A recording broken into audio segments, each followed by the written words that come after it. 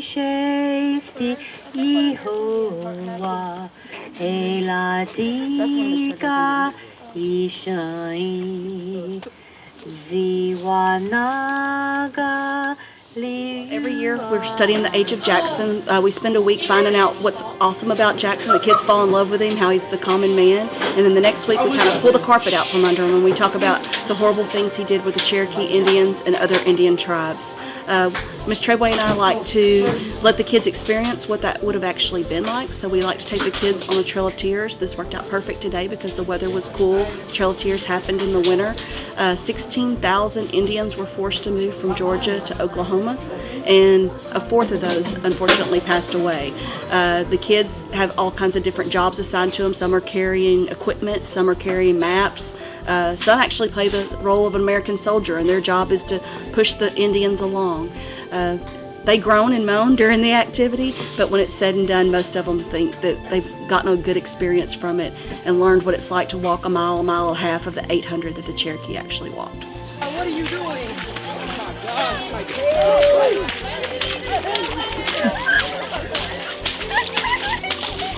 I think they get to a feel of how hard it was. I try to reinstate the idea of not only was it hard, they're crossing the Mississippi River. I mean, the Mississippi River is huge. They're doing it in the winter when it's cold, but on top of all that, they've just left everything they've ever known. They don't know where they're going.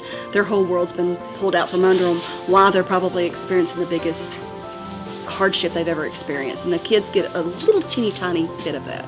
And I think it was hard for them, but also like before they adapted the white man's like culture, I guess you could say, like they kind of already knew some of the stuff, so they kind of knew how to adapt to it.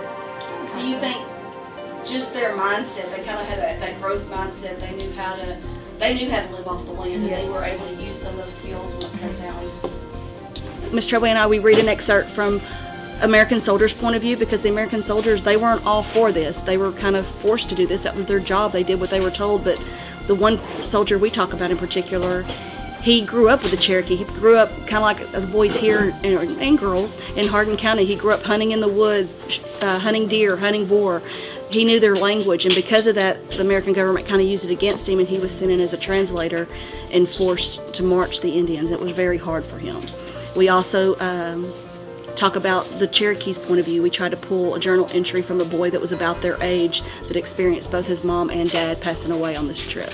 So yeah, they complain and moan, and then now that we're back in the room, kids, was it as bad as you thought it was? Did you get something from it? Was it worth it? Yes. Yeah, it happens every year. Like, they groan and moan, and I mean, they're almost crying out there. I'm gonna call my mom. I can't believe you're making me do this. And then we get back to the room, they're like, that was really cool. Like, I mean, we really learned history. We experienced history today.